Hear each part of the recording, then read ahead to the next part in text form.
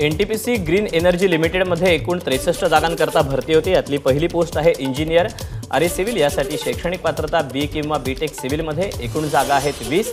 वयाची अट आहे 30 वर्षापर्यंत। ऑनलाईन अर्ज करण्याची शेवटची तारीख 13 एप्रिल 2024 आणि अधिकृत वेबसाईट आहे ntpcrel.co.in। तर यातलीच पुढची पोस्ट आहे इंजिनियर RE इलेक्ट्रिकल। यासाठी शैक्षणिक पात्रता बी किंवा बीटेक इलेक्ट्रिकलमध्ये। एकूण जागा आहेत 29। वयाची अट आहे 30 वर्षापर्यंत।